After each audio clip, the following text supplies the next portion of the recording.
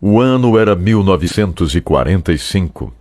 Sofia Miller estava no intervalo do almoço andando por uma praça em Nova York, quando ouviu um jovem pregando o evangelho ao ar livre.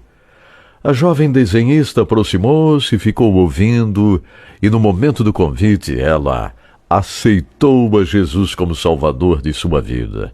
Sofia voltou para o escritório onde trabalhava, sentindo uma alegria muito intensa em seu coração.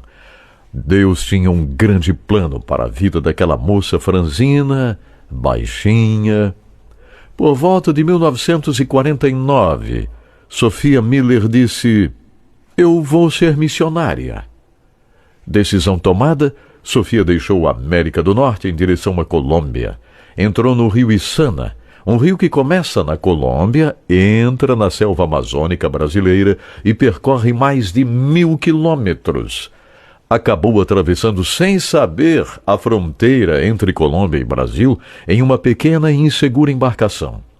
O que parecia ser um erro de direção pelas águas perigosas dos rios Negro e Içana se tornou o caminho para um dos trabalhos missionários mais incríveis realizados na Amazônia.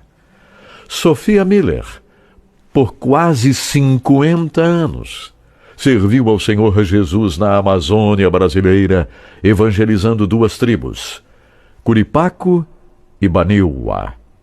Indígenas anciãos da tribo Curipaco, crentes em Jesus hoje, que tiveram o privilégio de remar a canoa para Sofia Miller décadas atrás, falaram o seguinte: aquela mulher tinha o fogo do Espírito Santo porque ela pregava de dia e de noite nos fazia viajar.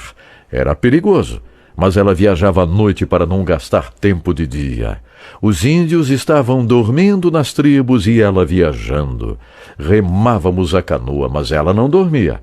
Ela usava o seu candeeiro, uma pequena lamparina, e durante a noite ela traduzia o Novo Testamento para a língua Curipaco.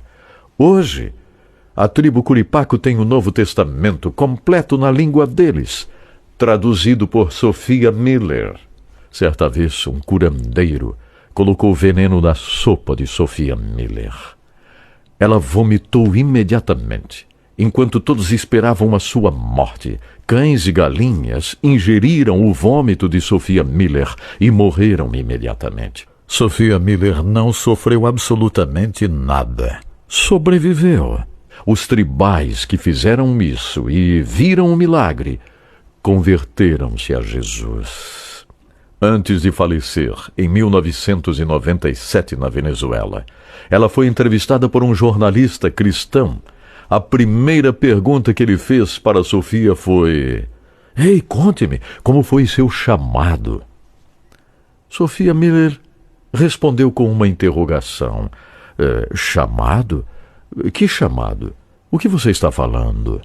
O jornalista insistiu. "Chamado, seu chamado missionário. Todo missionário tem um chamado. Como foi o seu?" Foi aí que Sofia Miller respondeu: "Eu jamais tive um chamado. Eu li uma ordem e obedeci. A ordem dizia: ide por todo o mundo."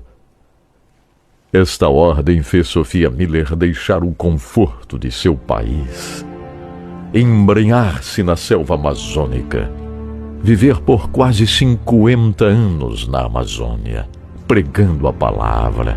Quando ela morreu, aos 85 anos, centenas de indígenas se reuniram para celebrar a vida de Sofia Miller na Venezuela. Em seu funeral, nos Estados Unidos, apenas 7 pessoas participaram. 2 eram funcionários da funerária. Uma pergunta agora: qual o nosso conceito de chamada? Será que a leitura de uma ordem também é o suficiente para nós? Ou será que esperamos vozes vindas do céu ou um chamado mirabolante? Para Sofia Miller, foi o suficiente quando ela leu esta ordem de Marcos 16:15 e disse-lhes Jesus: ide por todo o mundo e pregai o Evangelho a toda criatura. Que a história de Sophia Miller nos inspire hoje. Eu volto amanhã.